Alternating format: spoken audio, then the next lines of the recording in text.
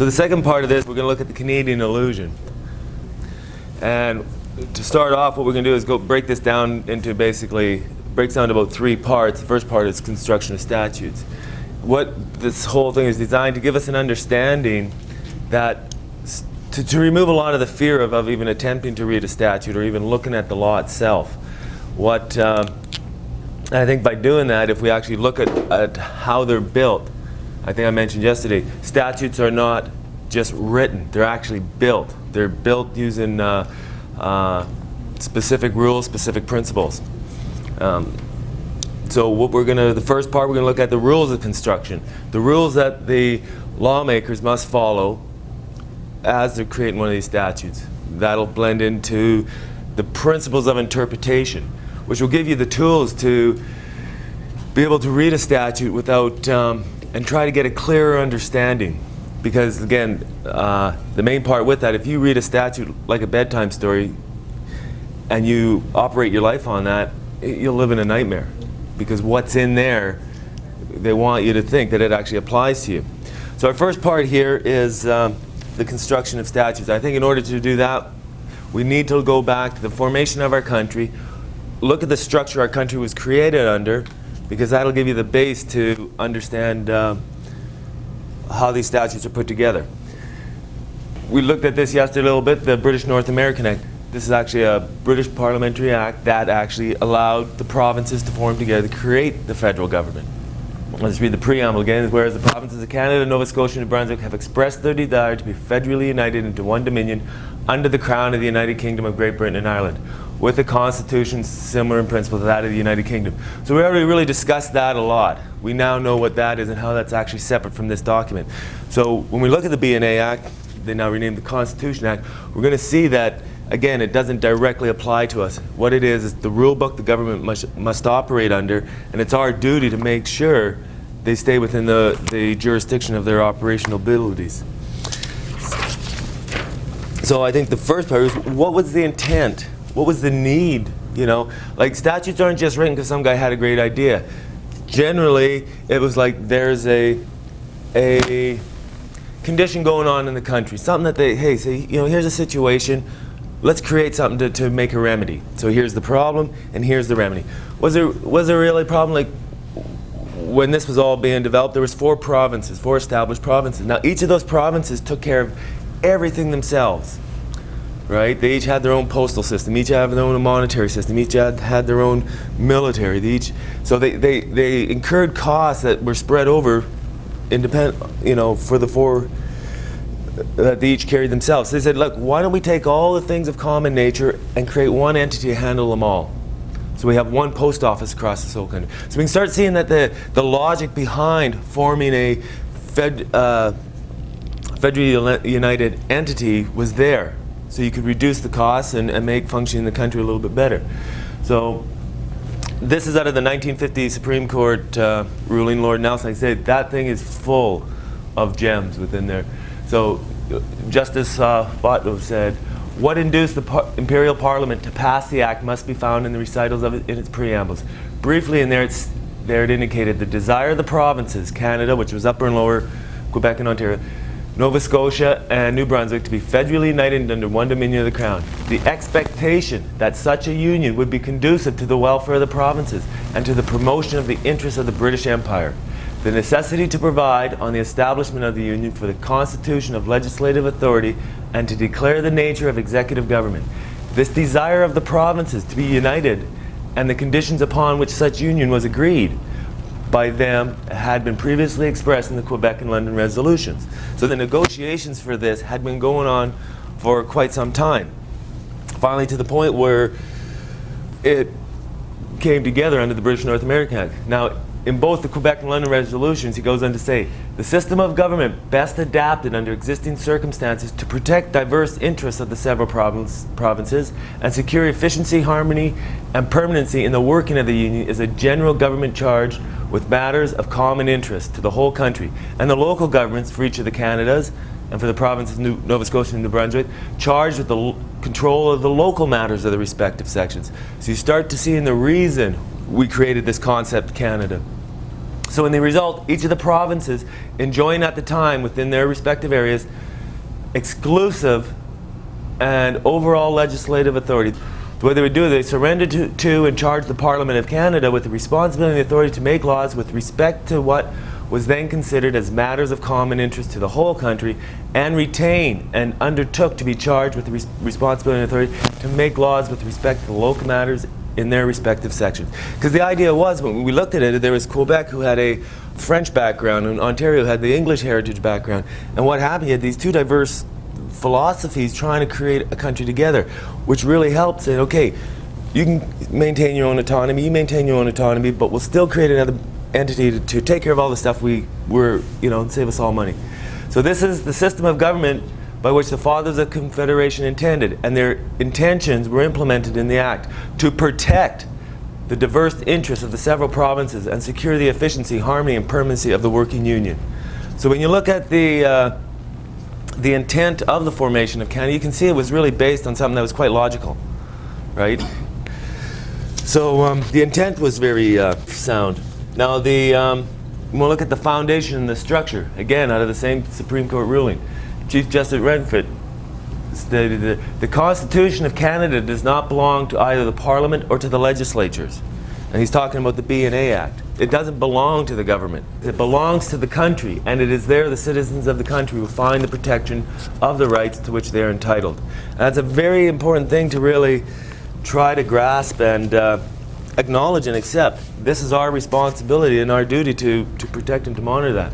So he says, no power of delegation is expressed either in Section 91 or Section 92, nor indeed is there to be found the power of accepting delegation from one body to the other. So what they're effectively saying is we have two separate bodies, okay, and both of them have specific jobs, and they can't delegate back and forth. Oh, you do this for us. Oh, you do this for us, okay? And I have no doubt that if it had been the intention to give such power, it would have been expressed in clear and unequivocal languages. Okay, so under the scheme of the British North American Act, that were to be, in the words of Lord Atkin of the Labour Convention reference of 1937, he says, the jurisdictions are quite like watertight compartments, which are essential part of the original structure. So the original structure was like this. Here's the federal government, and here's the provincial government. Watertight compartments, period. That thing's sealed, and there's no permission granted or even implied that they can actually allow each other to do each other's job. And that concept, that simple little concept, is like, you do your job, we do our job, and we can't trade them off.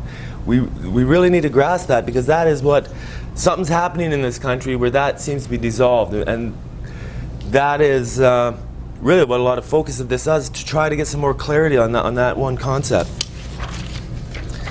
So we're going to look at this Section 91 and just take a brief skim over what some of the exclusive powers of the federal government are.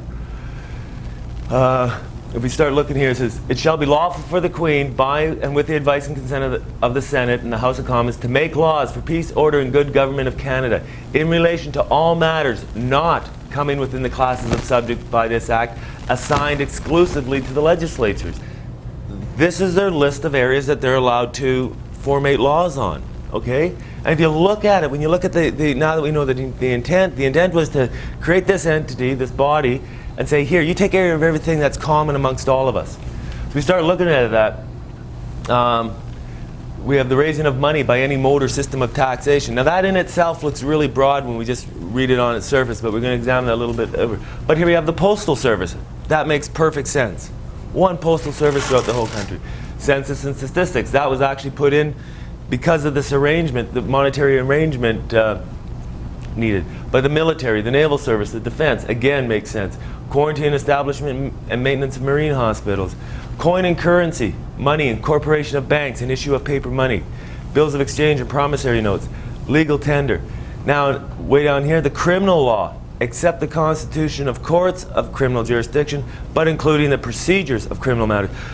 So the federal government basically has exclusive jurisdiction on a lot of stuff which we knew, like the post office, but something like here, like the criminal law. They have exclusive jurisdiction to create criminal law. Like that's where the criminal code derives from. And the ones highlighted, we're going to actually sort of touch on them a little bit today. Now here's the flip side. Here's this other watertight compartment. This is what the provincial government has exclusive jurisdiction. We note the sense of here starts leaning toward more of a personal nature for the people of each province. Direct taxation within the province in order of raising revenue for provincial purposes. Now, just a little side note on taxation. When you take all the multitude of different forms of taxes, levies, and fines, shake them up, spin them out, they'll separate into two parts: direct taxes or indirect taxes. Effectively like this, again, two squares. There's two fields of taxation. Well, the provinces were given the exclusive jurisdiction of direct taxation. What was left for the federal government? Indirect taxation. Now we'll look at that actually this afternoon and really get some historical support for that. Okay, the borrowing of money on the sole credit of the province. Municipal institutions in the province, the incorporation of companies. So you start to see property and civil rights within the province. Generally all matters of merely a local or private nature in the province. So that's what they did. They tried to preserve their essence of their own province, while at the same time creating something that will take care of all the commonalities. And it makes perfect sense. But again, to focus on that is they are watertight compartments. Now, the federal government, the provincial government can't just, okay, even if they stayed within their jurisdiction, they can't just write laws based on their feelings and their emotions. There's also a whole series of international laws that they need to comply with when they're creating these laws for the country. We looked at the UN Declaration of Human Rights, and that was the equivalent of the Magna Carta. This is the equivalent of the BNA Act. Here's rules the government of the world who are members of the UN must focus as they're developing their laws and their economic and social structures. Okay, it's the International Covenant of Economic, Social, and Cultural Rights. I'll just brief through some here. Again, it retouches, and it always will, recognizing that in accordance with the Universal Declaration of Human Rights, the ideal of free human beings enjoying freedom from fear and want and can only be achieved if conditions are created whereby everyone may enjoy his economic, social, and cultural rights as well as his civil and political rights. So they have to obey as they're developing the laws. They always got to keep this in mind and not contravene this convention. We're just going to again go through a few. It's quite a lengthy one. It's about 31 articles. I think it's just as important to read as the whole Universal Declaration of Human Rights, because you're really getting an understanding of what direction our government should be pushing towards. And when we actually go through this, you'll see that either they're not aware of this or there's something else going on, because we're actually getting further and further away from here. Remember what we really focused on yesterday was this concept of your free will and how powerful that is, and if you're not aware of it, that's what they're using against you. Again, it's reiterated here in Article 1. All peoples have the right to self-determination. And that is what activates your free will. It's your right to activate your free will and to determine what is appropriate for you. Okay? In no case may a people be deprived of its own means of sustenance. Now we've seen that reworded in different language, like especially in the 1909 Sang Chong case, where he says one of the natural rights we have is the right to an unmolested pursuit of a trade or occupation. Right? Because in no way, in no case may a people be deprived of its own means of sustenance. Your own ability to go out and create a living for yourself. So you're going to start seeing human rights in their essence are very simple. Because you got to ask, is that what I would want to happen to me? Right? Is that what I need to survive, and do I want to restrict that of others? So I hope you get a picture that they're very aware of what your rights are and who you are. And the shift we need to make is to become self-aware ourselves of that. Okay, again in Article 11, the state parties to the present covenant recognize that the right of everyone to the adequate standard of living for himself and his families, including adequate food, clothing, housing, and the continuous improvement of living conditions. Okay, the state parties to the present covenant recognize the fundamental right of everyone to be free from hunger. Now, even just on these, we start looking at that. We have people in this country that go hungry. Yet, we don't think twice of losing $1 million, $1 billion, or sending multiple hundreds of thousands of dollars across seas. Well, we have people in this country, the poverty level, after spending millions of dollars, we're looking at that, it's still getting worse. So what is really going on, right? Is it gross incompetence in management, or is there an actual underlying thing that side shifts off of all this? Here's one that is really interesting. Article 13. The state parties to the present covenant recognize that with a view to achieving the full realization of this right, primary education shall be compulsory and available free to all. Anybody here with young kids and try to put them to school? Right? We all know that it's not free anymore. It's like every day. And it's, the thing is again, it's not the teacher's fault. It's not the, even the lower echelons of the people, because they're battling a system that is being designed to destroy what we've created. But look at this one now. Secondary education in its different forms, including technical and vocational secondary education, shall be made generally available and accessible to all by every appropriate means, and in particular to the progressive introduction of free education. Okay, bump that up to higher education, shall be made equally accessible to all on the basis of capacity, by every appropriate means, and in particular by the progressive introduction of free education. Now, are these warped concepts of this is some, future article that was dropped? This thing was drafted, I'm actually not sure the year it was drafted, but short, 66. Okay, so when you start looking at this, where are we now? 2002? Have we progressed towards that? Right? We've, if anything, progressed away. So what's going on? Why isn't our country not looking at this and saying we need to focus this? Why can't we? Why don't we have the capacity, or we're told we don't have the finances in this country to move towards this? Imagine what this would do if the whole concept of education, because what is education? When you go to learn something that's your passion and allows you to become a better creator of what your passion is. That is why we're so entrenched into this taxation, into this survival mode, and all we're doing is working just to survive. We've put this whole concept of furthering our intellectual capacities and by restricting that. But when you look back in just after the Dark Age, the Renaissance, where they did not have this concept of usury and taxes, they finally stood up and they shut it down at one point. That was the time in our history the great works of art and monuments were created, because what happened? Maybe they didn't have an elaborate education system at that time, but it was done more through on-the-job training. But people were free to go and express themselves, and that was where you had a country that flourished and created. So when we look at this, we go, something's big time wrong in this country, because we've never even heard of this before. So that whole article, I think, is really important to look at, because that's the progression our country should be moving towards. Yes? Was that the UN Declaration of... No, that was the UN International Covenant on Economic, Social, and Political Rights, Cultural Rights. Are we bound by that? Yeah, we're part of the UN. Okay. Okay? And that plus the UN Declaration of Human Rights attached to Canada. Okay? Because we are part of the UN. Now, not only do they have international laws they have to bear in mind. Again, we looked at the mother of this document here is the Canadian Bill of Rights. Every law that's passed within this country has to go in front of the Canadian Bill of Rights examination regulation. Imagine there's this 2-page statute law in this country, 2.5 pages basically. The Canadian Bill of Rights. We've never heard of it. It's so simple. It's so powerful that they sent up another department that says every time a statute law is passed in this country, it must go before this examination board to see if anything in that act infringes on your human rights. It's very powerful when you really look at the essence of that. Why would, when you look at the size of the income tax over there versus a 2-page document, right?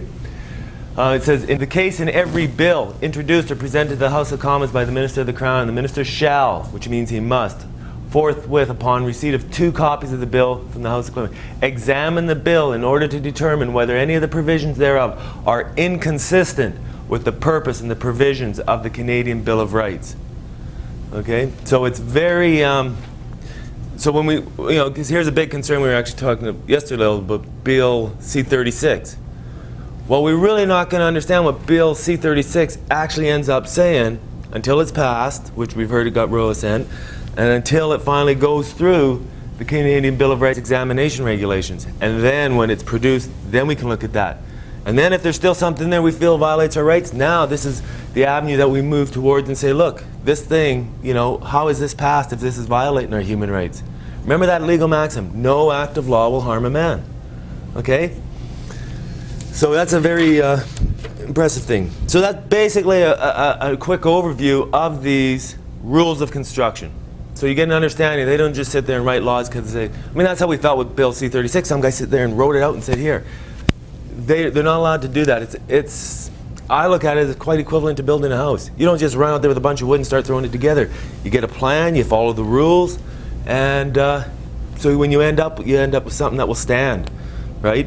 And you can't violate the rules of construction or the house will fall down. Well, again, you cannot violate the rules of construction for statutes or they'll be of no force or effect. Okay? So we're going to shift over into the principles of interpretation. How are they to be interpreted? I don't have the source because it's a real long name, but it was basically a quote out of a book out of late 1700s. It says, interpretation is not arbitrary. And that makes sense. Imagine this. If every statute law was written in this country based on some guy's way of thinking. When you had 20 different guys writing statutes, you'd have 20 different ways of thinking, 20 different interpretations or possible interpretations. That would not exist. The whole statutory system would collapse if that was it. The confusion would be mass. So that's why they had, here's a set of rules to build them, and here's a set of rules to read them. So that's what we're going to focus on here for the next little while, is go through and try to get a base understanding of how we're supposed to read these things. Okay? Because words themselves, let's look at words themselves. It's really funny because we really understand this out of the construction of statutes. There's actually a book saying this is how they're built. This is the wrong type of book to give to a guy that's a carpenter. This looks interesting. So Lord Green said, the first thing one has to do, I think, to venture in construing words in a statute of an act of Parliament is not to take those words in a vacuum, so to speak, and to attribute to them what is sometimes called their natural and ordinary meaning. Okay? Few words in the English language have a natural and ordinary meaning, in the sense that they must be so read that their meaning is entirely independent of their context. It's like what he's trying to say here is, let's take this word, I like this word. Okay, now, what does that word mean? I guarantee you, if you all wrote it down, what your meaning of that word is, we would not all come to the same definition. Right? Because that's what he's saying is, you can't just take a word and say, this is what this word means. You have to give it context. You have to attach it. Okay? Because when you said they had fun at the party, now we have a different thought, but they said he was a party to the contract. Now we have a different concept. So you understand? And that's really what he's saying. And I think that's, especially in the light of some documents that are coming out, that's a really primary concept to really understand. The method of construing statutes that I prefer, as Lord Green stating here, so do I though, is not to take the particular words and attribute to them some sort of prima facie meaning, which you may have to displace or modify. It is so to read the statute as a whole and ask yourself the one question: in this statute, in this context, relating to this subject matter, what is the true meaning of the word? Now when you look at what he's done there and expanded that, that makes a lot of sense. And we're going to really see how that makes a lot of sense as we go through today, this morning here. So the real question which one has to decide is, what does the word mean in the context in which we find it here, both in the immediate context of the subsection in which the word occurs and in the general context of the act, having regard to the declared intention of the act and the obvious evil that it was designed to remedy. See, especially with this. Now, when you understand, they don't write statutes just because they want to. What was the obvious evil that this was supposed to remedy? People are free? Depends on your point of view. That could be an obvious evil for some people. Okay? So, and that's another thing to keep in mind. When a statute's written, why was it written? What was the need within a society for that statute to be written? So we'll go on and look at a few other things on here. Lord Simon said, in the Frank Jones versus Stock, nowadays we should add to the natural and ordinary meaning of the words in their context and according to the appropriate linguistic register, which means definition sections, dictionaries. Okay, not just what we think they mean. Okay, so let's look at this thing about definition sections. Again, out of the same book. There are different reasons for having definitions. In some cases, it is intended to subtract from or add to the normal meaning. In some cases, it's intended that a word or expression should have a secondary rather than a primary meaning. And it's really, this is a real simple way of looking at this. These are what? Dry eraser markers. That's how we all know them. This is our natural concept of this. Well, if I were to write something up, statute law, and I were to say, dry eraser markers includes pens, where it means pens, okay? Or it means apples. Now, so every time we're talking about that, I can say the word apple, but I know what it actually means. So you can say, hey, I want some apples. I want a dozen red apples, a dozen green apples. Now, so you order these, and I send you a dozen of these and a dozen of those. You're going to get upset. But the reality is, it's not my duty as the legislature to make you aware of your rights or to teach you how to read the statutes. We understand we have a lot of duties dumped upon ourselves if we want to maintain what we have. So you'd get a dozen green and red pens, you'd be upset, but I never broke the law. Okay, and we'll touch on where that is entrenched in our legal system, that we do have a duty to ourselves and to each other to learn it. So what I did as I was going through this stuff, after like years of mass misinterpretation on everything, I finally started seeing a flow of linguistic registers. And I thought, here's a perfect example. We have this Black's Law Dictionary, very nice cover, nice and thick, lots of words. And then we had the Canadian Law Dictionary. I'm thinking, well, if the words are different, which one is superior? Then I got just a Gauges Canadian Dictionary. Where does that fit into the whole picture? So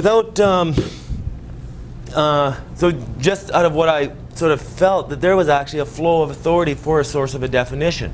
So when you're reading a statute, like especially in the income tax, there's thousands of subsections. And you see a word in a subsection. Say we're trying to interpret a line within a statute. What I found is I'd first go, if I was in a subsection, I'd go look to the end of the subsection, see if there were words defined within that subsection. If they weren't there, then I'd go to the definition section of the Act itself. Try to find that word within there. And if it wasn't there, then I'd go to something called the Interpretation Act. Now, both federally and provincially, right, these two bodies, they have another Interpretation Act, and what it is that's where these principles of interpretations are generally laid out. And within there, they have put in a whole bunch of words that they have given special meanings to. So that's a very important one, even before you start hitting any dictionary. But now, if the word you trying to find the meaning of doesn't appear in any of these first three, then it would make sense. And this is where, to me, it makes sense. It would make sense, and the next thing to do is go to the Canadian Law Dictionary. Why? Because we live in Canada, okay? This ain't rocket scientist, right? But if I can't find the word there, then where else would I go? Well, then I would go to Black's Law Dictionary. Why? Because this is American English jurisprudence. Now, what's our heritage? England. So we go from Canada, we can't find it. Now we'll go to our heritage, which England and American are relatively the same. Okay, and then if I can't find it in there, then I go to the good old Canadian English Dictionary, and it usually meant what I thought it meant, but it only took me a half hour to find that out. But when you understand how dangerous not really knowing what a word means, and when your rights and freedoms are on line, that half hour is a very short period of time when you consider what you may be doing to yourself. So that is just through a natural development of how I thought looking up a real, true, verifiable source of definition would naturally flow. Now, we talked about this Interpretation Act. Here's the Canadian Interpretation Act. And we're going to go through and I'll show you, this is where you'll find the base underline, and the reason is it's a very important document to be able to read and understand. You need to understand this before you even attempt to read a statute. Okay, or you can just go get the Act itself and read it. But we're just going to highlight and look at a few things. When they say Act, whenever you see the word, now what happens is this Act, it overlays all other statutes on the federal level. Okay, so if there's a word in here, it actually applies to every statute on the federal level unless that word has been redefined in that statute. So that's a very important thing. There's some other really. So the word act means an act of Parliament. Okay? Now here's one. Every provision of this act applies unless a contrary intention appears to every enactment, whether enacted before or after this commencement of this act. Okay, like I said, so it's a blanket set of rules for interpretation. Rules of construction, not excluded. Nothing in this act excludes the application to an enactment of a rule of construction applicable to that enactment and not inconsistent with that act. Okay, so they again acknowledge the rules of construction. Enacting clause. Okay, and this here starts showing you now when you look at all statutes, and it's nice, it's actually very nice that they're well organized. They're going to say this is the order of how we want things. So again, it's like we don't have 20 different guys drafting up statutes, and some guy does this, some guy does this. It's a well-formatted structure. Okay, the enacting clause of an act may be in the form of the following. Her Majesty, by and with the advice and consent of the Senate and the House of Commons of Canada, enacts as follows. Okay, now take a note here. Okay, it says may be in the following form. So it's not an imperative, it's not a must. It can be like that, but it can be altered a little bit. Order of clauses. The enacting clause of an act shall follow the preamble, if any. So what they're saying here is there has to be an acting clause that may be in this form, and it must follow the preamble if there is any preamble. So it's very fluid if you actually spin that out. And in various provisions within the purview of the body or body of the act shall follow in a concise and enunciative form. And that's where you got section 1, subsection this thing. So nationwide here, everybody has a relative format on what they're looking for. When you say, hey, yeah, check up section 127.5 for the Income Tax Act, we don't have to go, where are you looking at? What page is that? No, we all know the flow. We all know how to get there. Okay? Okay, every enactment applies to the whole of Canada unless a contrary intention is expressed in the enactment. Okay? Every act now in force enacted prior to December 11th, 1931, that was the sign and statute of Westminster, that expressly or by necessary reasonable implication was intended as to the whole or any part thereof to have extraterritorial operations. Now these are it's funny, these little words, and this is how precise interpretation is. Here we have 2 words, one's 5 letters, one's 3 letters. But they have caused so much hassle throughout the years, they actually had to put them in and say, this is what they mean. Shall and may. The expression shall is to be construed as an imperative, and the expression may as a permissive. So when you're reading through a statute and you see that word shall, it's like saying you must. No questions, just do it. May, it's like you can if you want. Okay? Very 2 crucial words. Now here's this thing about the preamble again. The preamble of an enactment shall be read as part of the enactment, intended to assist in explaining the purport and object, the problem and the remedy. Okay? So, but not all of them have it. And that's where you sort of get an overview of what the concept of, like we read the preamble of the BNA Act a couple times, right? A desire for the provinces to be federally united. Okay, so it gave you an idea what the act was about. Now this is something really important because it can be misleading information, inaccurate information, so you need to give these things as much validity as they're worth. Marginal notes and historical references. Marginal notes and references to former enactments that appear at the end of a section or other divisions in enactment form no part of the enactment, but are inserted for convenience of reference only. So when you actually go through an act, you actually, all the little side notes in this, try to disregard them because they may obscure your direct line of focus for interpreting. Now, this one here, we really need to, we're going to come back to this a couple times today. Section 15. Definitions or rules of interpretation in an enactment apply to all the provisions of the enactment, including the provisions that contain those definitions and rules of interpretation. That sort of like spin talks on itself, but what they're effectively saying is, we'll call this the definition section. Okay? Now you have a series of words that they've given special meanings to.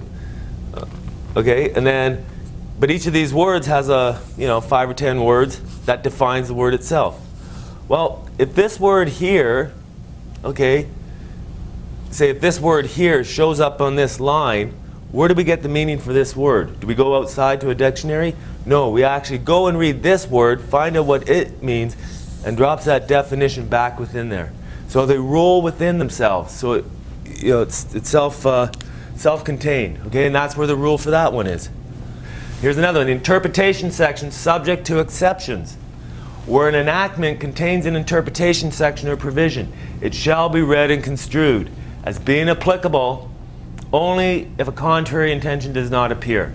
Okay, so if there's an interpretation section, but then you have a subsection, it's taken a word out of here and it's redefined it, for that subsection alone, it carries that meaning of that word. Okay? Again, they're very simple rules, but we need to be aware of them or we get really confused when we're trying to read them. B is very important. As being applicable to all other enactments relating to the same subject matter, unless a contrary intention appears. So if you have an act, here's a perfect example. We have the Excise Tax Act, okay, and we have the Income Tax Act. What we have is two acts that have the same subject matter. So what they're saying is, if we have a set of definitions in here, and we have no definitions in here, because of this rule, we can take all these meanings, special meanings here, and they will automatically overlay into there. But if, say, this word here means means something here, we can put it in this act and we can change its meaning to mean something else. Here's the contrary intention to appear. If they put this here and it doesn't change over here, then it means what's over here, unless they've said, no, we're changing that word. It's a really, I mean, you're starting to understand the necessity to understand these principles. Because how do you know what these words mean now when they can start pulling definitions in, not only from multitude of different sources of dictionaries, but other acts themselves which have been redefined. Now, words and regulations, okay, and it makes perfect sense. Where an enactment confers powers to make regulations, you know, we have all these, we have the Income Tax Act. Well, we have the Income Tax Act regulations. EI Act, we have the EI regulations. A lot of acts have regulations attached, okay? They're just saying expressions used in the regulations have the same respective meaning as in the enactment conferring the power. So it's, again, you follow the flow of authority, right? Some miscellaneous rules. Parts of speech and grammatical form. This is trying to keep everything politically correct without putting tons of words in there. Words importing female persons include male persons and corporations. And words importing male persons include female persons and corporations. Okay? Words in the singular include the plural. Words in the plural include the singular. Okay?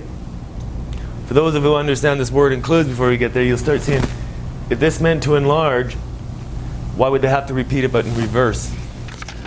Okay, hey, well there you go, that was a perfect segue. Because now of all this thing, if you're trying to misdirect a whole country or sort of put in a smoke screen over the whole country, it'd be very complex if your game had 1,001 little rules. What if you could sort of really condense this down to 1 or 2 words? And just through, and I don't even know, it was just a natural formation of it, but by not having a concise and a clear understanding of one word especially, you could create such mass misinterpretation throughout this whole country. And that is the one word, I literally, and I'm still spending more time on it, but initially I must have spent well over a month, 2 months, literally driving into the Vancouver Library, looking through books just for one word. And it's a word we probably use 12 times a day, but do we even know what we're saying when we're using it? It's just amazing. So we're going to spend a bit of time on this because I think it warrants that you understand this word, and it's a very confusing word. And the word is includes. When we say that word, what do we think? We sort of almost give it an enlargement, an ability to enlarge something. Hey, this room includes chairs. See, we think, okay, well then there must be chairs there, tables there, windows, curtains, this, that. Is that what it really means? Well, like I said, I went through every dictionary I could find, and I found it actually meant quite the opposite. Okay, here's Webster's Encyclopedia Dictionary. Include, to confine, to hold, to contain, to comprise, to comprehend, to embrace, to involve. Okay, to hold things in. Canadian Gage's Dictionary. To include, to put, to hold, to enclose within limits. Okay, not an enlargement, but a restriction. Okay, then shift up to some legal dictionaries. Black's Law, include. Again, to confine within, to hold an enclosure, to take in, to attain, to shut in, to contain, to enclose, to comprise, to comprehend, to embrace, to involve. Now, however, when you add ing to it, including may, according to context, express an enlargement and have the same meaning of or in addition to. Okay, so including means like in addition to. Or merely specify a particular thing already included within general words. So here's other forms of enlargement. Okay, so when the word includes by itself represents a containment, when you put a prefix to it or a suffix or add a word in front of it, and includes, that would represent an enlargement. Also includes, that would represent enlargement. Includes, without limitation, would also enlarge it. You know, it's funny because up to that point I had yet to find a dictionary that defined the word includes the way I naturally used it, the way most people naturally used it. Just last week at another seminar, a fellow brought a book from the late 1700s. Actually, he said he had a dictionary from late 1700s, and we said, well, check out the word. Maybe it meant enlargement back then. No, even back then it meant to contain. So that was very interesting. So then I came across this legal maxim, and we discussed what a legal maxim was. It's an absolute truth in law. Once you get to this point, there's no use arguing. It's inclusio unis e exclusio alteris. The inclusion of one is the exclusion of the other. The certain designation of one person is the absolute exclusion of all others. Now we're going to look at the court's perspective of this word. You've got to figure if it's already at this much confusion at this point in life, did it create confusion throughout history? And what you can see is the evolution of that word includes throughout the court system. This is back in 1899, Dilworth versus Commissioner of Stamps. Lord Watson had to say, the word include is very generally used in interpretation clauses in order to enlarge the meaning of words. Okay, now that, what he just said there is quite opposite of every dictionary we ever read, even back at that time, right? Or phrases occurring in the body of the statute. And when it is so used, these words or phrases must be construed as comprehending, enlargement, including it. Not only such things that they signify according to their natural import, but also those things that which the interpretation clause declares that they shall include. Okay, so what they said is, you had your natural and ordinary meaning of the word. Okay, whatever it is. I don't know, my brain doesn't work this early in the morning. And then it goes, includes, they put another word, so you take this natural and ordinary meaning and you add this to it. That's, at that time in history, the way it was allowed. Because, back then, this level of deception and stuff was not there.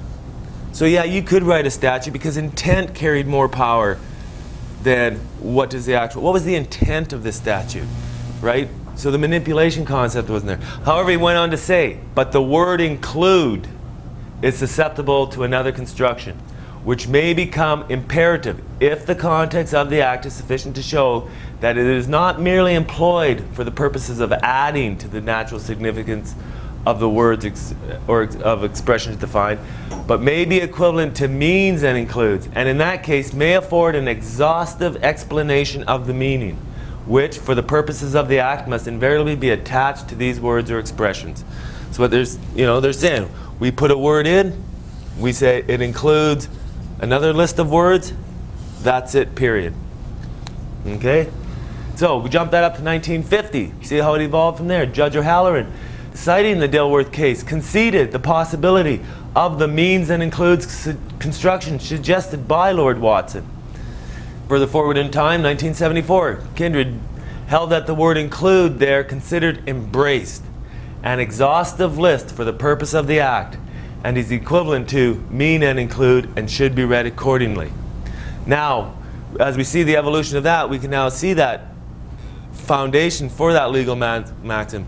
The inclusion of one is the absolute exclusion of all others. Okay? So what, like I say, we got a lot of pages on just one word. Here's another, I mean, the search is never ending on this. Okay, in the Canadian Styles Guide, it's published by Public Works and Government Services Canada. Okay, under this chapter 12, words commonly misused and confused. Include and comprise. Includes, implies only part of a whole. Okay, comprise, implies all. Okay, so when we look at that, what is this part of the whole? Let's look at this word person. Okay, actually it's up here. Let's look at the word person.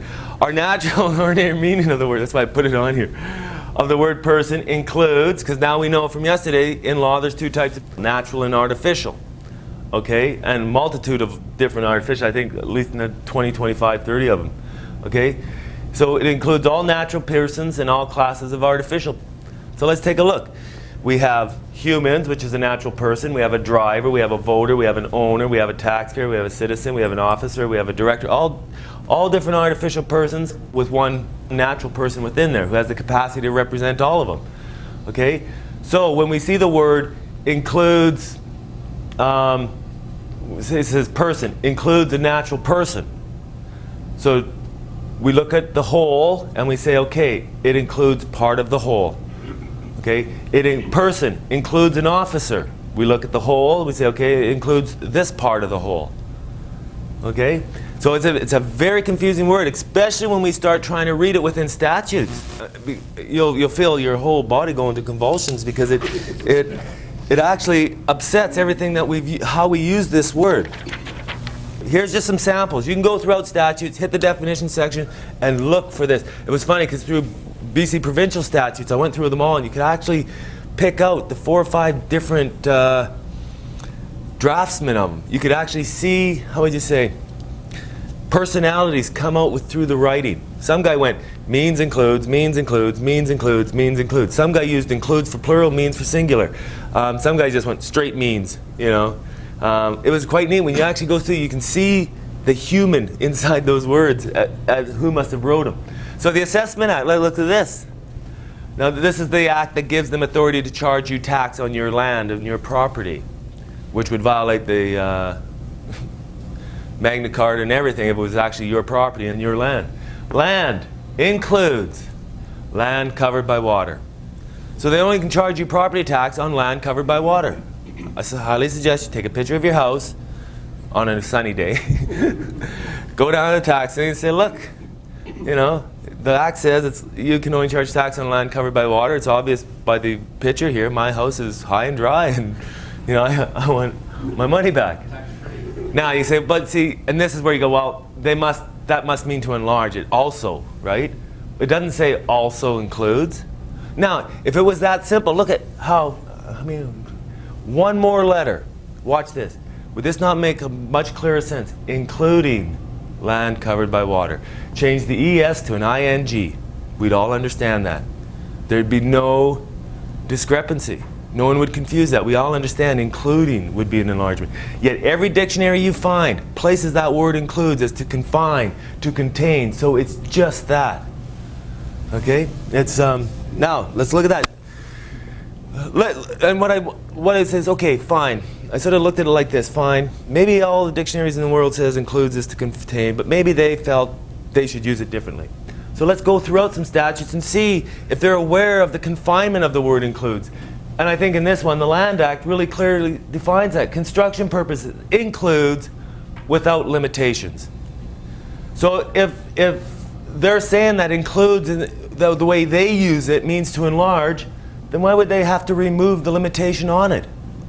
This here is basic evidence that they know that the word includes is a limitation, right, is confining, and so they released it. Okay?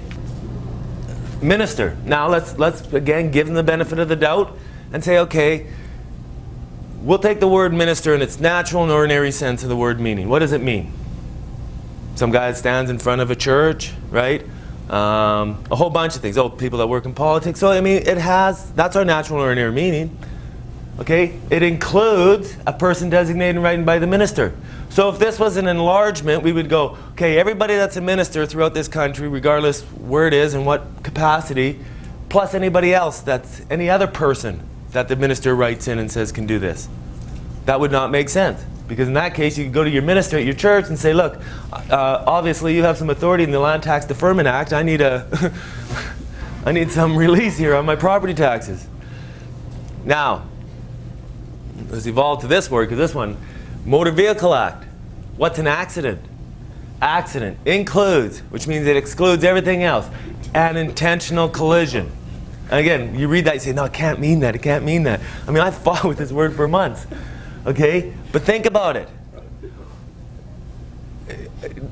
If this is how you have defined accident, two people get into an accident, one could be 100% totally not at fault. They just happen to be at the wrong place at the wrong time. Okay?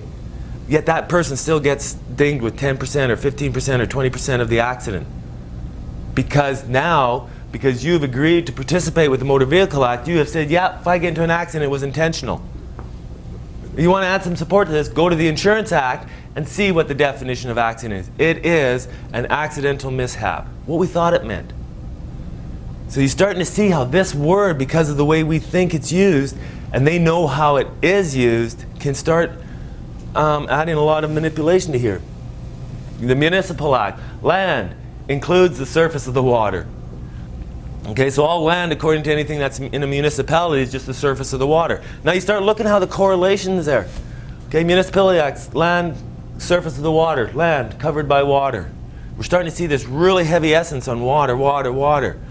Okay, so we're going to really look at that. And this last one, it shows you again that they're understanding how restrictive it is, because they go, employer includes a person who has control or direction of, or is responsible directly or indirectly for employment of an employee. Okay, now that's its restrictive sense. But now they wanted to throw the employer back in there, and includes a person who is the employer. See, at this point it was restrictive just to that, so they go and includes, so they added that back to that. So when you really go through, I mean, there comes a point, even this last week I was looking and coming across the use of the word includes, and it goes, oh, it just doesn't feel right. But when you look at the evidence, it's really hard to dispute that, hey, that word is to confine. It has to be. Because if you actually gave that word the essence of enlargement, it'd be amazing what we could do within statutes. Now here's another word. It's not as prominent as includes. I think includes is the key word in this that we really need to focus on and really need to become aware of. And really need to allow our belief circle around that word to accept the evidence in front of us and start using it in its proper manner. But this word, it can be tricky if you're not cautious of it, and that's why we went through it. What is an individual? The natural and ordinary meaning of the word. You know, pick up a Gage's Canadian dictionary, it says individual, person. She's a clever individual. So when we see the word person or an individual, we think, yeah, it's just a person. Webster's English Encyclopedia, individual, a being or thing forming one of its kind, a singular, right? A single person, an animal or a thing, especially a human being, a person. So generally we see individual, we automatically think a single human being. Okay, well, again, within law, generally they look at that the same way too. Black's Law, individual. As a noun, this term denotes a single person as distinguished from a group or class. And also very commonly a private or natural person as distinguished from a partnership, corporation, or association. But it is said that this restrictive signification is not necessarily inherent in the word, and that it may, in proper cases, include artificial people. Okay, so what you need to be careful of in that is whenever you see the word individual, most of the time you can assume it means a natural person, a human being. But you have to be very careful, and you need to sort of spend a bit of time on that word to make sure it hasn't been redefined. Now here's the Canadian Law Dictionary. Individual, a person under the Canadian Bill of Rights. The right of an individual extends to natural persons only. Okay, so you remember that 2-page little Canadian Bill of Rights that we've never seen? That only applies to natural people. Okay, so it's a very powerful, but now here's that but transferred down here, okay? The scope and meaning of individual has also been interpreted for other statutes. Example, Bankruptcy Insolvency Act and the Income Tax Act. So we're saying, okay, when we hit these acts, we actually really got to go and focus on what that word really means. Does it mean natural person? If it meant natural person, would the Income Tax Act or the Bankruptcy Insolvency Act conflict with the Canadian Bill of Rights? So we start following the flow of this, okay? So what we're basically, the focus on this is, its natural legal meaning, the individual, is a natural person. So when you read individual in a statute, 8 out of 10 times it means a natural person. Now here's some other focuses on when you're reading stuff, okay? What we as humans like to do is we like to attach emotions to things. You know, fuzzy, nice and warm, and this and that, right? What we need to really do is become very unemotional. Okay, although words can really trigger our emotions, we need to actually prevent that and look at this thing as an inanimate object. These words are inanimate and they must obey certain rules. So what's happened over the years, and when if you look at this construction of statutes, right there they go through the evolution of how statutes were written and read evolved. I think like there is, it has evolved through different phases up to this doctrine of strict literalism. The Attorney General for Canada versus Hallett and Carey Limited, 1952, Lord Radcliffe states, "It is fair to say that it's a well-known general principle that statutes which encroach upon the rights of subjects, whether as regards to person or property, are subject to strict construction." So very, very aware of the paramount importance to protect your human rights. I'll show you an example of it. And this is where it's sort of scary when you look at it. We think we have laws that protect us, but the people with knowledge are using these laws to hurt other people and get away with it. Here's a quick little case here. William E. Thompson and Associates versus Carpenter. The appeal court found as a question of fact that the corporate lender, Thomas and Associates, had entered into an agreement to receive a criminal rate of interest 145%. And this is what I mean, how they can manipulate things so they can get away with hurting other people. Some guy was charged Carpenter, I think his last name was, a criminal rate of interest 145%. So let's see what a little bit of what they have spun on here. This is what the criminal rate of interest, section 347 of the Criminal Code. Notwithstanding any act of Parliament, everyone who enters into an agreement arranged to receive interest at a criminal rate is guilty of an indictable offense and is liable to imprisonment of term not exceeding 5 years. So it's a definite criminal activity. Well, these guys definitely did. But this is how they unspun it based on using the doctrine of strict literalism and what we just had learned from the Interpretation Act just about 10 minutes ago. These courts held, okay, it was the Ontario High Court, the Ontario Appeal Court, all the way up to the Supreme Court in 1990, and the Supreme Court agreed with this. The Supreme Court found that a lack of a direct imperative, which is what shall, was fatal to the interpretation of the Act, leaving the question as to whether it was either prohibitory or directive. Therefore, the agreement is not fundamentally illegal. So if we look back now at section 347, it says, notwithstanding any act of Parliament, everyone who enters into an agreement. Nowhere does here it says, no person shall enter into an agreement for criminal rate of interest. So they're saying because it's not an imperative that you can't do it, it's not fundamentally illegal to do it. Okay, now we had a big finance company and a bunch of lawyers did a lot of spinning. But you know the scary thing about this, and that's a really scary thing about this, if 80% of the criminal code is written this way, what good is the criminal code? Exactly. When there is no, you shall not do this. You flash back to Moses, thou shalt not kill, thou shalt not rob, thou shalt not lie. There's your direct imperative. Okay? Well, maybe we should look at modifying that to a certain degree so the people with the knowledge and the money to get these lawyers to do all the twisting for them don't hurt the people of this country. Now, we're going to wrap this up after this, have a little break here. These are here permissible presumptions, okay, of the intent of Parliament. Remember we talked about intent. Every statute has an intent. Well, because of some underlying fundamental principles, there's certain things that you can presume all the time when you're reading statutes. Okay, so they're very important. You won't find them written down everywhere in every statute. But what you can assume is that they apply because they're so entrenched here. This presumption's in regards to penal sections. So when you find a penal section, Lord Esther said, we must be very careful in construing that section because it imposes a penalty. You see, they're very aware. The last thing I want to do is throw a law-abiding citizen into jail. Okay? If there is a reasonable interpretation which will avoid the penalty in any particular case, we must adopt that construction. If there are two reasonable constructions, we must give the more lenient one. That is the settled rule for the construction of penal sections. Okay? Now, that flows right into this. This presumption is that in the absence of an indication to the contrary, okay, unless it says, whether you know it or not, and you commit a crime, you're guilty. Okay?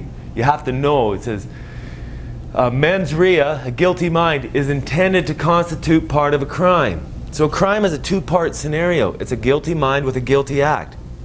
Okay? Because if you look at that as, here's a real simple, what if you turn around and you elbowed someone in the head? If you did it accidentally, it's not a guilty act.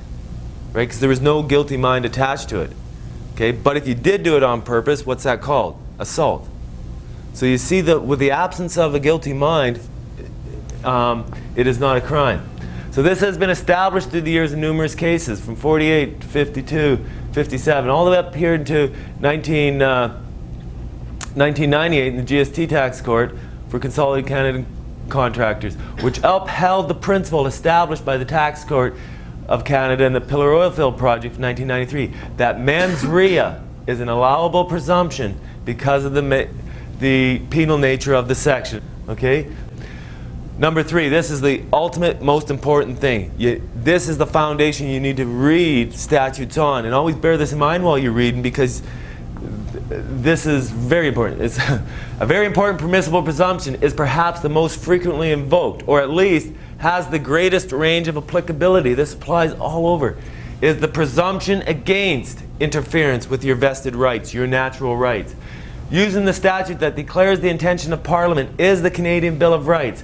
Parliament has itself declared in effect that, in the absence to the contrary, unless it says they're going to, by Parliament in a prescribed form, an intention to infringe on human rights and fundamental freedoms must not be attributed to Parliament in any statute, whether enacted before or after the Bill of Rights.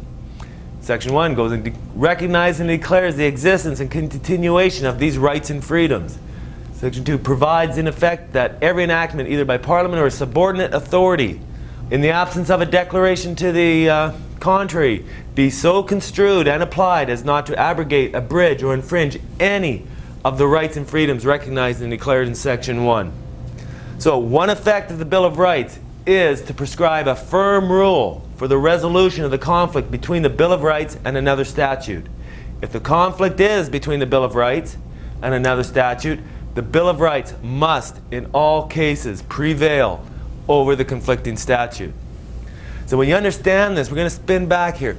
We talked yesterday about how I really stood on who I was when I was going through court. I didn't even understand this.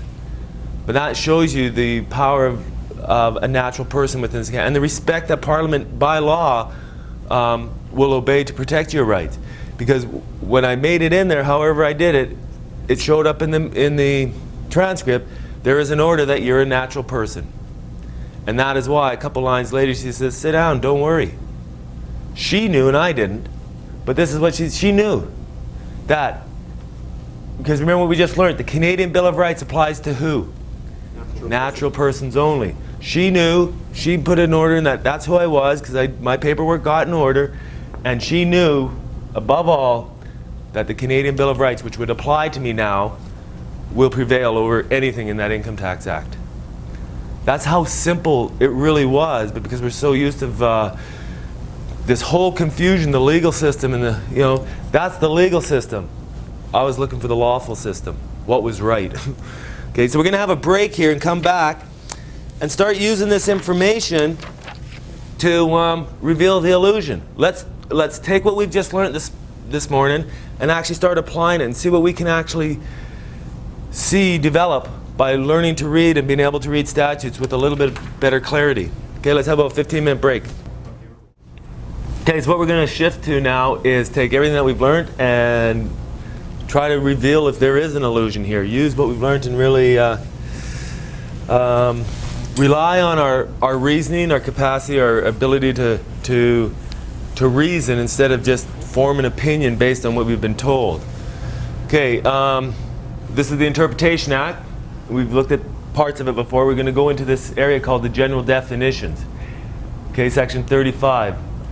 In every enactment, so like I said, this is blanket, an act as meaning an act of legislature includes an ordinance of the Yukon Territory or of the Northwest Territories of law of legislation of Nunavut.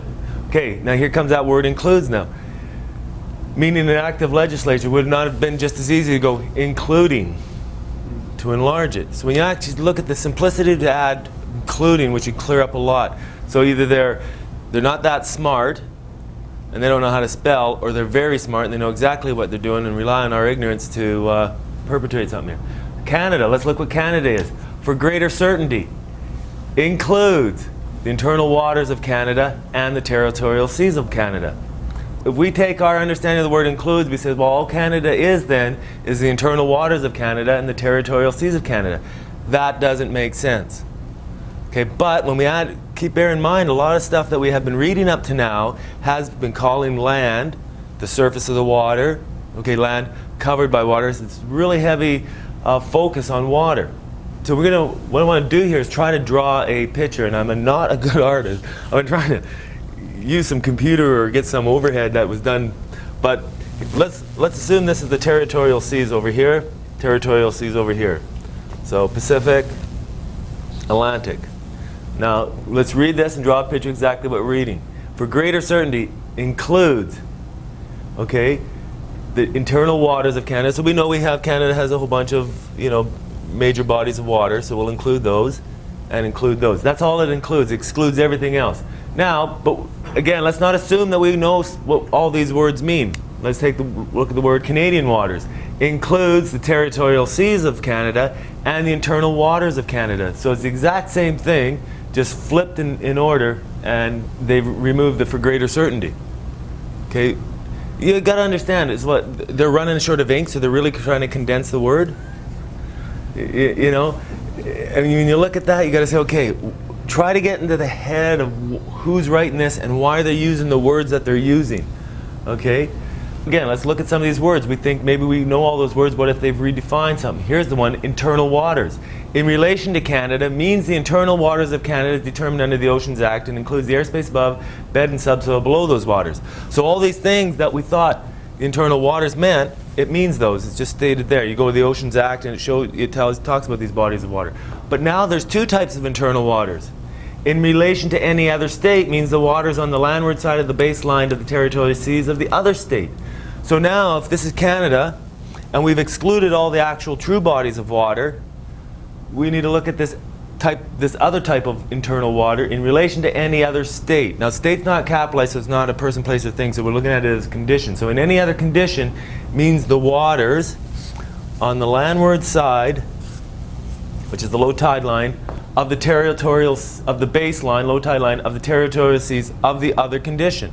So what's the condition of here? Rough, I mean, now you can start adding stuff in there. Rough, all the water that's calm, okay? It's a different state. Wet, dry, but nonetheless, it's defined as water. Why would it have to be defined as water? So what we perceived Canada to be water, you know, some mountains and some prairies and continental shelf and some Great Lakes and then out into the Maritimes, that's how we perceive Canada to be. If they're saying, no, it's just two types of water. We got this kind and we got all the water of the other state. Okay? That's a hard thing to accept. I mean, we look at that and say our whole concept of what Canada has now been dissolved. But when we look at this, we try to find the motive or a reason or an understanding, and we say, remember what we looked at yesterday, this thing called the law of the land.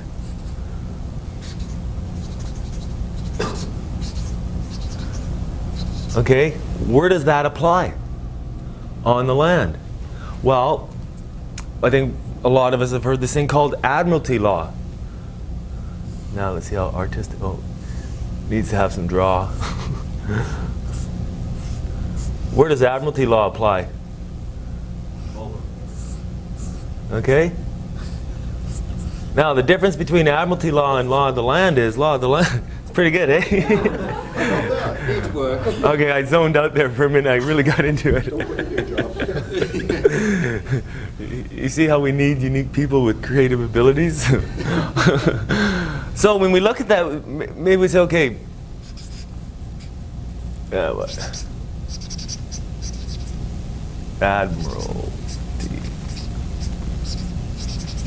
Now what's the essence in the base underlining difference between these two philosophies? One, it's quite similar to what the law of the land is. You must be proven guilty before a jury of your peers that you did damage or imminent threat of damage to person or property. Well, let me see. Let's look at it in more thing. If it's 2 o'clock in the morning, you run a stop sign, they pull you over, nobody else was on the road, just, you know, somebody hiding in the bushes somewhere. Did you do damage or imminent threat of damage to any person or property? Well, no. Well, then on the law of the land, there's nothing they could do. Right? Had you have hit somebody, well, there's the balance. Right? So you're not getting away with anything. But up in admiralty law, it's like, when you understand a boat, like I worked on boats for about 3 years when I was really young.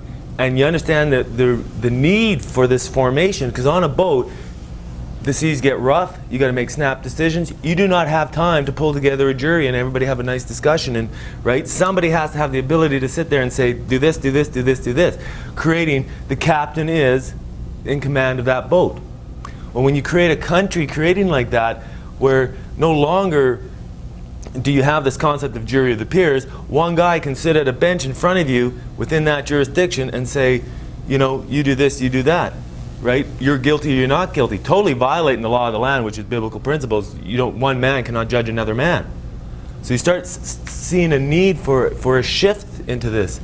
Okay? So it allows them at 2 o'clock in the morning, if you run a stop sign, boom, they made $175 because they know you're not going to take the day off work to go down and dispute this thing, unless you're getting really upset at the whole thing. You know, then money's not the issue. They know it's just a quick, easy, you know, cash out for them. Okay? But you got to remember, they've done it all for your safety and convenience. Okay? So, we're going to look through. Now, what we want to do is keep a look at this, because there's a couple other things we need to keep this thought in our mind to see if this will still be able to be supported as we start adding more information to this. Let's look at a legislative assembly, legislative council, includes Lieutenant Governing Council, Legislative Assembly of the Northwest Territories, as constituted before September 1st, 1905. The Commissioner of the Yukon Territory, the Commissioner of the Northwest Territories, and Legislator of Nunavut.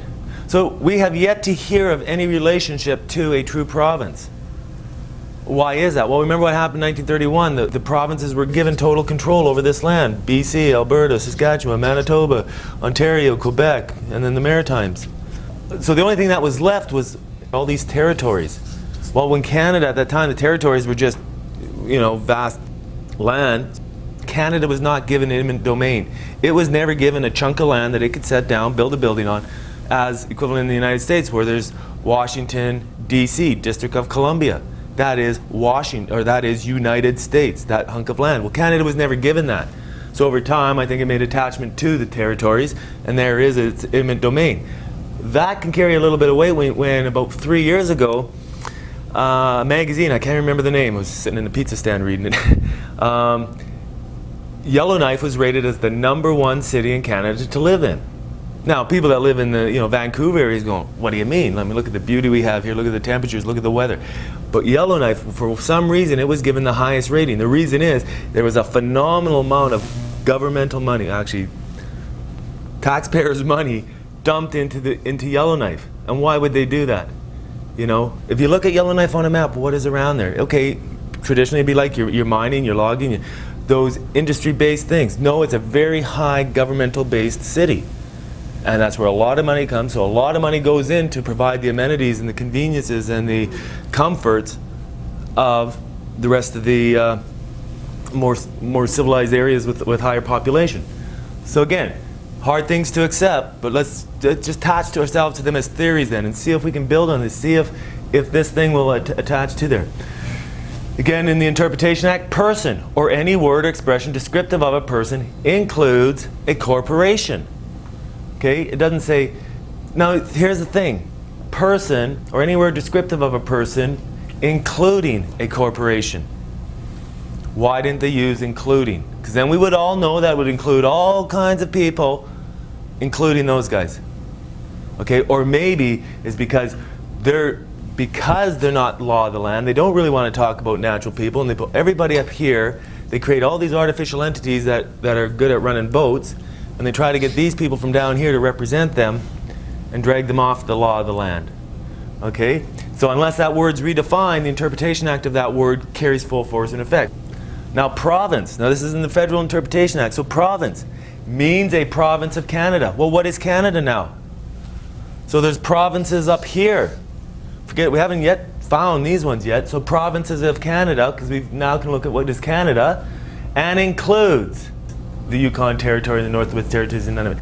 So it's not like, oh, you know, they didn't know this stuff. Territories means Yukon Territory, Northwest Territories, and after Section 3 of the Nunavut Act becomes enforced, Nunavut. Okay, so now we have provinces of Canada, okay, and we have the territories included in there. So we're going to still draw pictures. We're going to now jump to the BC interpretation, I can see if we can figure out, if we can still find where these real dry lands are. Well, let's take a look here. Now, corporation. We want to see if corporation, are they talking about all artificial people or about incorporated bodies? Means an incorporated association. Okay? So there's a difference between a corporation and an incorporated. Okay, a corporation is an artificial people, a person. An incorporation is a group joined together. You've incorporated to create something larger. Okay? So within the Provincial Interpretation Act, when they use the word corporation, it means an incorporated company. Now what's the government, or the government of British Columbia? Means Her Majesty and Right of British Columbia. Okay? What's the government of Canada, or Canada? Means Her Majesty and the Right of Canada, or Canada, as the context requires. So we're starting to get division. Land, it includes interest. So we're starting to see different definitions. Okay, it includes interest in land. Well, what is land? It includes interest in land. So now we could probably attach the true meaning of land. So we're starting to see that there is recognition and acknowledgement that there is land still around. Okay, and there is a access to it, including the right, title, or estate in any tenure with all buildings and houses unless there are words to exclude the buildings and houses or to restrict the meaning. Okay, we found words that restrict the meaning of land. Now, in a provincial statute, and this is BC, so they're most likely relatively the same. The rules of the game are very, when they made the game up, they made the rules relatively the same. They apply quickly all over. The rules change a little bit on Quebec, and we'll touch a little bit on that later. Person includes a corporation. Well, what's a corporation? An incorporated company. So when they use the word person, it includes incorporated companies, partnerships, or party, or personal, either legal representatives of a person in context. Do we see natural person in here? Like we found out last night, they're not afraid to use natural person. Or do we at least see even the word individual in there? So you can sort of look at it and say, okay, a natural person is not directly attached to the word person unless he voluntarily agrees to become a party to anything, whether to whatever that act is. So that may not be good or bad, but we need to be aware of that. Okay, again, property includes any right, title, interest, estate, or claim in the property. Okay, now province, when used as meaning a part of Canada, okay, includes the Northwest Territories, the Yukon Territory, none of it. Now, not none of it. Now, we'll flip back to the federal statute. Province means a province of Canada. How do they correlate here? Province, when used as meaning as a part of Canada, it includes Northwest Territories, Yukon Territory, Nunavut. Okay? Again, for greater clarity, would have hurt them to put including instead of includes? Or maybe that's not saying what... See, maybe they know how we read, they know how we think, they know how we do everything. So maybe they know how we'll read that. But legally it doesn't mean that, but they know we'll think it means it. Now look at this. Province with a capital P means the province of British Columbia with a capital P. Or Her Majesty and Right of British Columbia. So all of a sudden now here we end up with two BCs. Okay, as the contracts require. So they're saying some statutes apply to this British Columbia, some statutes apply to this British Columbia. Now you're going to have to figure it out. Now does that start sort of maybe correlating if we have the British Columbia, which is the land, and we have the British Columbia, which is just a designated area of this water? Maybe that's what your postal code is. A meridian grid map for, like what you go on boats, right?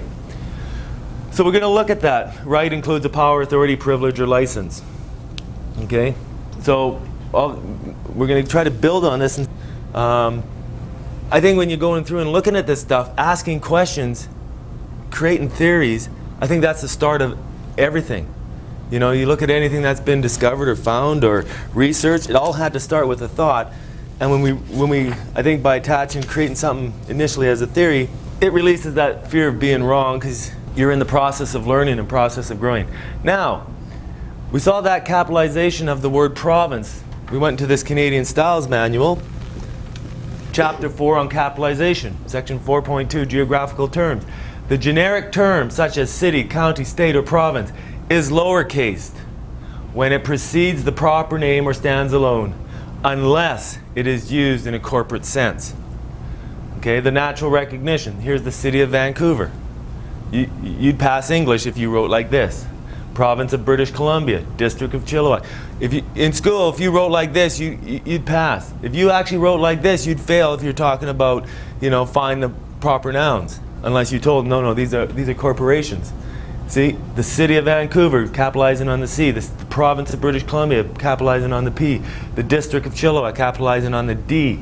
Capitalizing on all these, you've changed something from its true person, place, or thing to a corporation, to a creation, okay? And now, so this name here is just as equivalent as Walmart or McDonald's. It's a company name, it's a corporate name. Well, if we thought we were dealing with City of Vancouver, maybe we're dealing with the City of Vancouver. So instead of dealing with the real land, we're dealing with some corporate. Now, who comes by? Who incorporated them? And to incorporate, you became part of something larger. Were they incorporated within the law of the land, or were they incorporated within up on this admiralty thing? Were they a federally incorporated thing?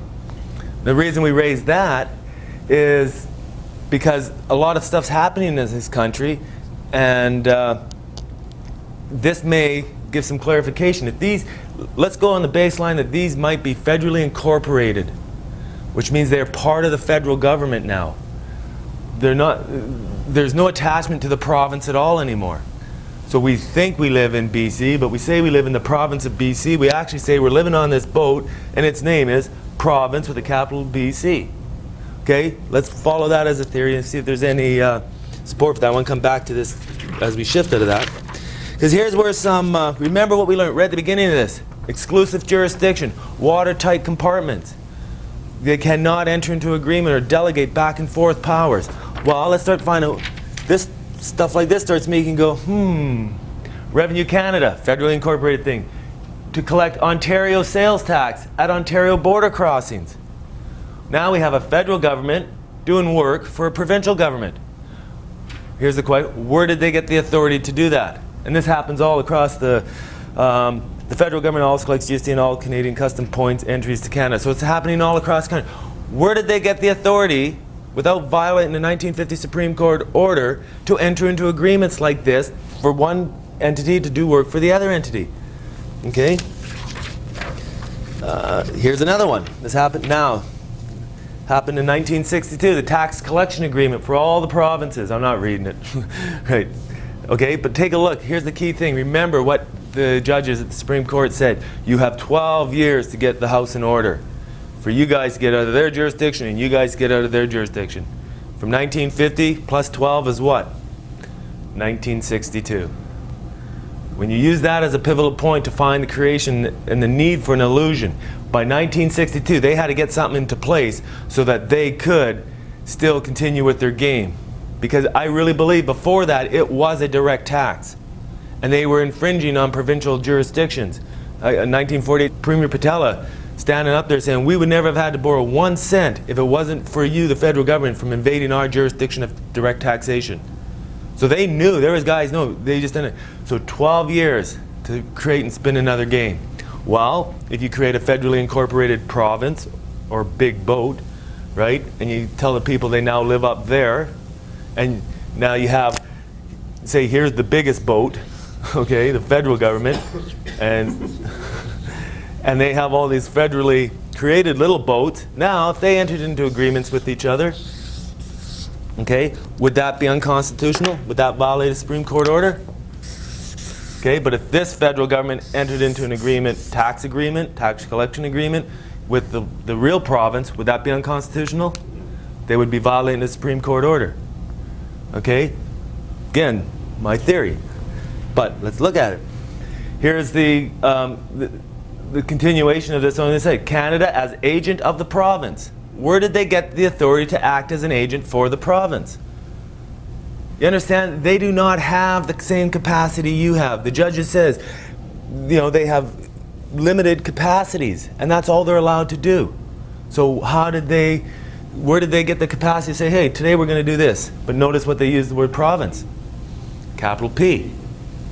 Okay, you see as the pieces start falling together, this is why it's great, start anything off as a theory. It allows something, gives you something to start building things on. Here's a couple other things. Other federal provincial agreements that make you go, Okay, here's the provincial tax agreement. Now there's a tax agreement from here back with this way. Right? I mean, they're going back and forth, and I guarantee you it's going with every province, all these tax agreements. Right? The provincial minister, capital P, with the approval of the Lieutenant Governor and Council, may, on behalf of the Government of British Columbia, enter into a collection agreement with the Government of Canada, under which the Government of Canada will collect tax payable under this Act on behalf of British Columbia and will make payments to British Columbia for taxes collected under the terms and conditions of this collection agreement. Unless I'm missing something, I distinctly remember the 1950 Supreme Court order saying you can't do this. Okay, now this is twofold, because we already established that there's two fields of taxation. The federal government has the right to indirect taxation. Okay? The provincial government has the exclusive right to direct taxation. So one body, they can't collect both and they can't collect both. But if we're entering into an agreement where the province now allows the federal government to collect both, does that not make the federal government collecting not only direct and indirect? Again, violating the provision of the B&A Act. Or maybe the provincial income tax is an indirect tax on this corporation. So everything stays above the surface of the water, and it all stays within the Constitution without violating the law. So there's two things, two scenarios. Either they're blatantly violating Supreme Court orders, constitutions, and everything, and we should all get really mad, or they've just figured out a nice little scenario by twisting a few little words, adding a few little capitalization here or there, right? Laying out everything in front of us so that you can't say they're hiding anything, and created a nice little system. Meanwhile, we forgot who we were, we forgot where we lived, and we all, you know, now unless you really like fishing, now here's another thing that stretches onto this. Royal Canadian Mounted Police, what was their original name during the formation of Canada? Northwest Mounted Police. Okay, now, who created, where's the jurisdiction? Who has the jurisdiction to create the Northwest or the Royal Canadian Mounted Police? What are they, a federal or provincial formation? Federal, okay, exclusive jurisdiction now. Arrangements with the provinces, where'd they get the authority? The minister may, with the approval of the government, enter into an agreement with the government of a province for the use or employment of the force. Where'd they get the authority to do it? You understand, they don't have the capacity you have. They have to actually get permission for every little thing they do.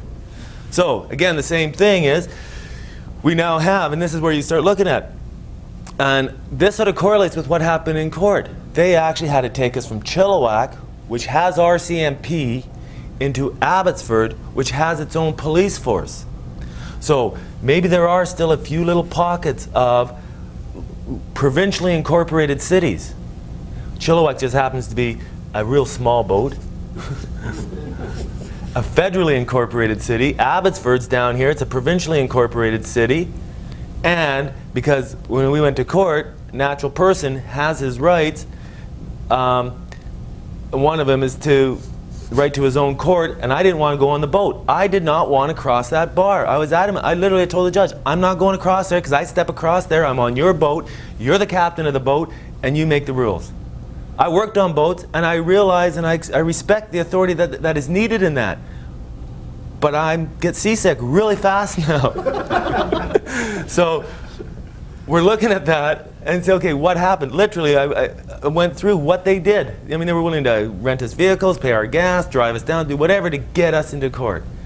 Okay? And again, like I said, the whole thing spins out. It's easier just not to go to court than to push them through all this. But we need to be aware of this. So this theory, so when you look at this, is Chilliwack has RCMP. Where did they get the authority to do that, to be in Chilliwack?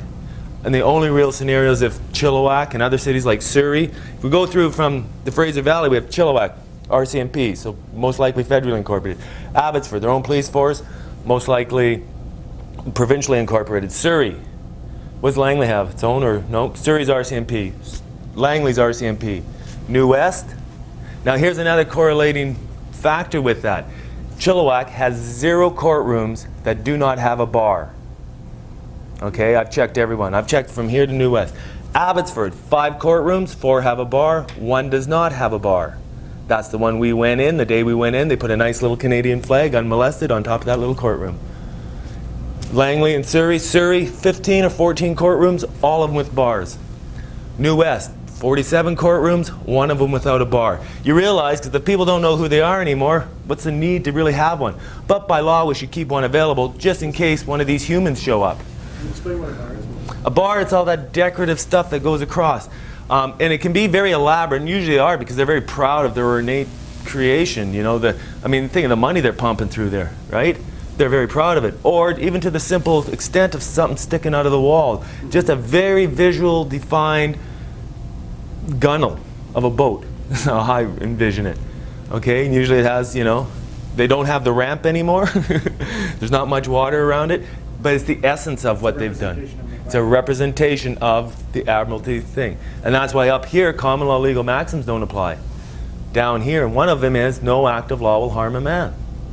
Okay, and we'll look at that, how they're aware of these legal maxims.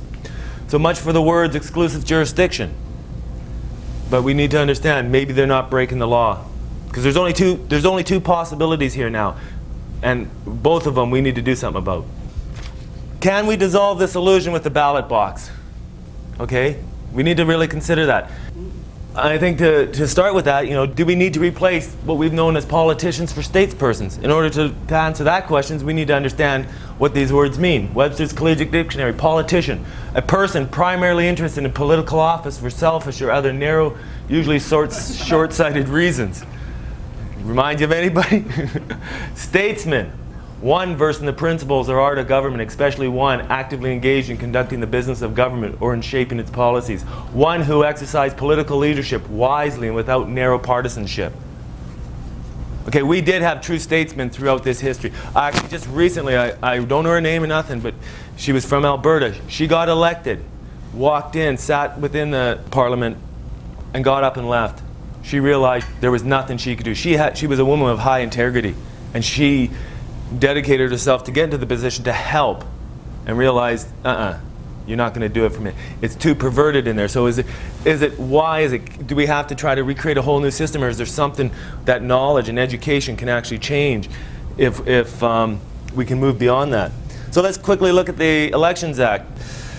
If we look at it just on its surface, I mean, all the details aren't answered, but look at it just on the surface of what's already there. Candidate means an individual. You want to see the word individual used? Go read the Elections Act. It really applies to all the human beings down here. Okay? But where do they end up? Okay? Or if we actually have a true provincial legislature, these guys are coming down. You know, again, this isn't preliminary, but let's look at the essence of what's here. Okay, candidate means an individual who is a candidate within the meaning of Section 63 and for purposes of 10 and 11 includes an individual who's become a candidate or who is a candidate. So we'll expand on that as it goes. But what is this? A constituency association means an organization referred to in Section 157. So we'll look at that. Election means an election of an individual to serve as a member of the Legislative Assembly. Okay, that's pretty neutral. You notice the neutrality of all this, considering if you've done any studying of statutes, some of them are very hard-line defined against, you know, not including natural persons. The word individual is everywhere. Electoral district means an electoral district referred to in Section 18 of the Constitution Act. Okay, so they're still using the right rule book. Okay, so the base, the foundation, the base is still there. Independent means in relation to an individual who is not a representative of a political party. So maybe a better word for an independent would be a statesperson. Political party would be politician. Resident means residence within the meaning of Section 32, so we need to look at that. Okay? Because is that a specially defined resident, or is it maybe what we actually thought it really meant? Voter means an individual who meets the qualification referred to in Section 31. So we're going to look at that with some base understanding of what some of these words we want to look for. First one here is who can vote? An individual. Well, what's an individual? A natural person, a human being. This must meet the following requirements. An individual must be a Canadian citizen.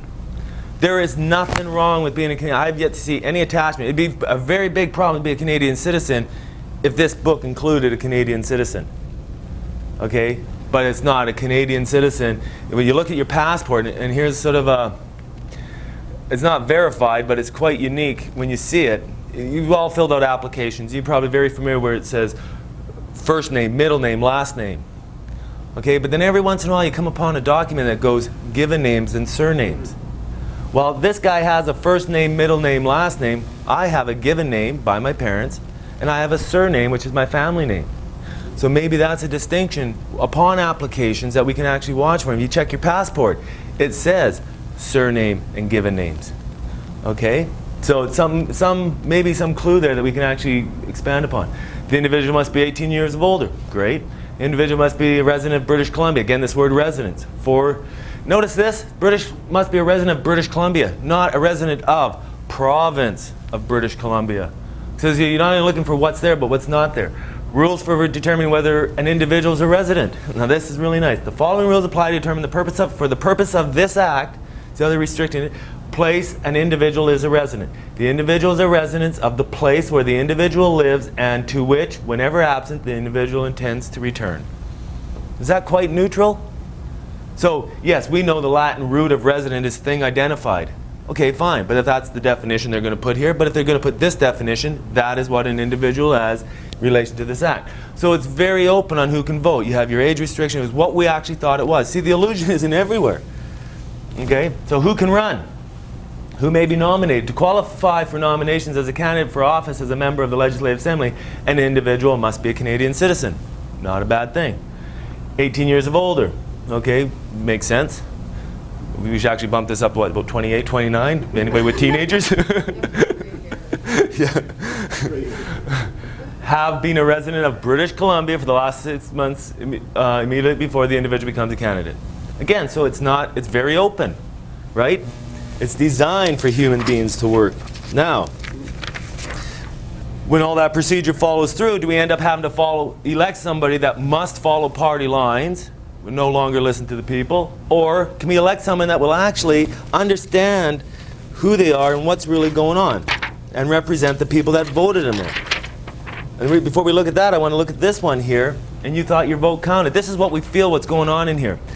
This Wall versus Littlechild case, what it was is a very simple case. He was an MP of Alberta, federally, and his constituency told him, we want you to vote no on GST. Okay, well he went to his master, and his master says, you vote yes or you're out of a job. He voted yes, totally violating the wishes of his constituency. They took him to court, and here's what the judge had to say. I know of no legal duty of an elected representative at any level of government to consult with its constituents to determine their views. It's like, elect them and they don't even have to talk to you anymore. Okay? Maybe that's how come Craig can stand up there and say, you elect me, I'll eliminate GST. They can lie. I mean, I took that very personal. He got my vote because I put my trust in him. You know, burnt once, shame on you. Burnt twice, shame on me, right? He literally lied. But who was he lying to? Maybe he wasn't lying to me and he has the authority to lie to these guys. And there's nothing, or he knows full well, once he's in that political party, nobody can touch him. And now they create this master-servant scenario. So he goes on to say, while such an obligation may generally be considered desirable, yeah, no doubt, there is no legal requirement. The court can't give you 8 voters living in the riding assistance because in the drafting and the exercise in the use of our Constitution through the decades, it has been the wisdom of our fathers of Confederation and others that MPs must be given a right to carry out their duties without any worry about being called into account during their term of office. You know, what, you mean these guys got to worry about being honest? Okay, and then I don't have the case on it, but basically, I heard he went on to say, and I think I've read it once, where he goes, so basically there's nothing you can do to him because he's a Roman entity. He's an artificial person. Because if these political parties are in essence of themselves corporations, all we're doing is voting. When we vote, is reshuffling the CEOs and the directorships within that corporation. And once a guy crosses within, and what do? Do we cross? If we make it joinder to that in some way, are we just crossing inside that corporation when we're voting in that corporation? Okay? Things we need to consider. So, are there provisions that will allow us to vote somebody that has the integrity and is willing, as some people are, like we've seen the lady in Alberta, willing to represent the people and not just go in there and follow party lines and become a politician. Benefits for registration. Okay, why does even a party even have to register? Notice how they give you benefits. We thought everybody had to do this. Well, if you register, if you're a political party and you register, you must be registered in order to be identified on the ballot. Now notice that one. To be identified on the ballot. To issue tax receipts. Incur elections expenses. Okay, that's for a political party. Just to get their name on the ballot, they have to register. What about a constituency association? Must be registered in order to, that one's excluded, issue tax receipts. Well, when we figure out income tax, we don't even really care about that one. Incur elections expenses. Well, if everybody's saving their taxes and they're trying to elect this guy, I don't think he's worried about that either. Okay? So, but notice how he will automatically appear on the ballot. They can't restrict that. We understand the preservation of our, again, our right to vote, which is part of the whole picture. Okay? So what if it's not? Okay, what if we don't? A political party, constituent association that is not registered, or an individual or organization acting on behalf of such an organization must not do anything authorized by subsection 1 or subsection 2 for a registered organization. So if a political party wants to run and get their name on the ballot, they got to get registered. A nice little trap, because what's our programming, right? We've been taught that those whole country will fall apart if we didn't have political parties, if we didn't have this, formation, these leaders and this and that. Oh, really? Guernsey Island, I don't know how many MPs they got there, but I know at least 2/3 of them are independents. Just independent people from a community where the people in the other community say, okay, we're going to put our trust in you and you do right by us. What if we shifted towards that? Okay? Registration of constituency associations. For the purpose of this act, the constituency association is an organization that is formed from an electoral district as a local organization to support an individual who is an independent member of the Legislative Assembly for the electoral district. Could not the province be better represented when you have the province in each community? Because think about it, we have different thoughts and different needs down here on the lower mainland by the ocean than people in northeast British Columbia, where it's hunting, trapping, logging, or in central British Columbia. So would not the better needs of the people of a whole within this province be served under a structure that pulls in true representatives from these areas? Without this illusion that, oh no, the whole thing will fall apart, nobody will ever come to a decision. Oh, like that happens in politics today. We get decisions, right? Because when the focused intent changes, see, when their focused intent is to control and to make the money and stuff like that, but if you get people in there where their whole focus and intent is to do what's right. So maybe we do have the right to vote in such a way that our vote will count and that our elected representatives can follow the desires of the voter. Now, if we shift from voting based on the opinion provided through the controlled media and start voting demanding integrity, people will rise to we have people who want to exercise their true integrity and they just don't bother running. They realize it's futile. Okay? Then men and women of integrity will step forward knowing the people are behind them, providing the courage and the strength needed to make the appropriate changes to dissolve the illusion. Because that's what has to happen first. The people have to get educated, understand what's going on. People will step forward with the same passion, with the same integrity, and we start changing it at that level. Because there's no way walking in and going, how many people have written Paul Martin, told him to cancel the Bank Act?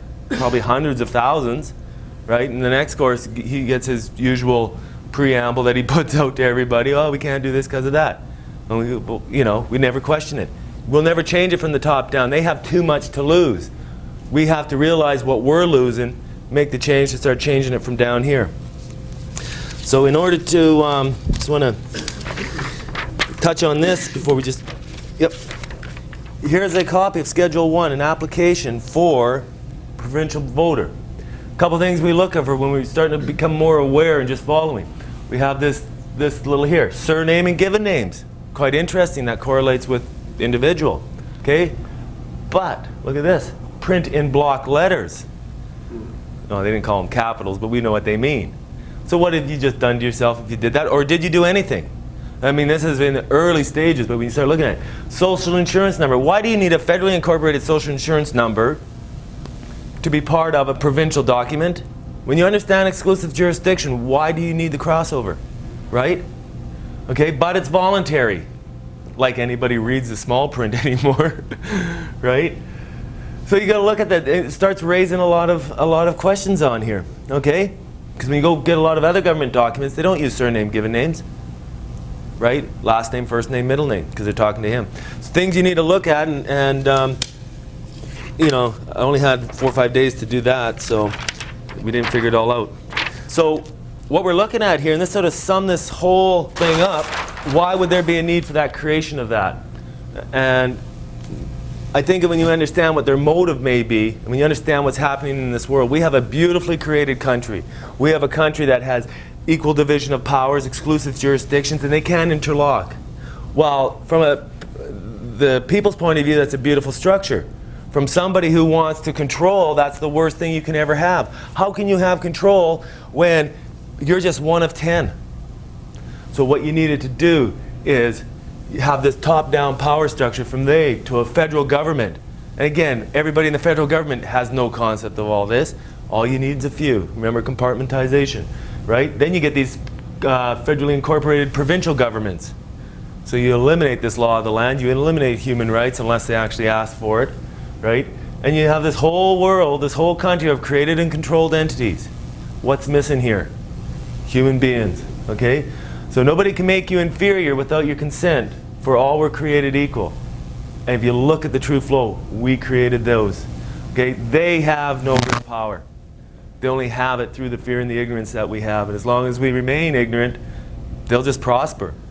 We look at this and, we go, wow, this is bigger than income tax. We haven't got to there yet. But we look at this and we go, can we do anything about it? And it's a big job. We have to admit that. But we have to really stop and say, what if we don't do anything? So do we even have a choice? Because if we don't do anything, what's going to end up, right? So yeah, it's a big job, but I think this quote really sums it up. The journey of 1,000 miles begins with a single step. And I really think when you can become personally responsible, release yourself from some of these shackles, like income tax or whatever other shackles we have ourselves trapped into, you end up with the time, energy, and the money to start focusing on real change for what needs to be done. And all we have to do, again, we don't have to reinvent anything, just go back to its original design. A country built on the foundation of God, whatever is a person's meaning or principles or attachment to that is, then we the people, okay? All of us with mutual respect for each other. Then provincial servants and equally federal servants. No top-down power structure, right? The flow of creation, all living in harmony and balance with respect and with knowledge of it. And I think, again, we need to look at this. The law of creation, see? This is its natural, the vertical alignment that it was designed under. And this is the way it can be sustained for a long time. That's why their system is collapsing. That is why people are getting up and getting frustrated and continuing to do research and stuff. Because it's on a self-destruct mechanism because it's not designed naturally. This is designed naturally. It will last forever, and it has lasted. The only thing that perverts it is when people forget who they are. Okay? So just wrap up with this. For you're as great as God has created you, and it's with your free will that you can choose to acknowledge what your true potential is. When you can get to that point, then you can start looking at this and saying, hey, maybe this is possible. So, does anybody have any questions on this? And then we'll stop for lunch.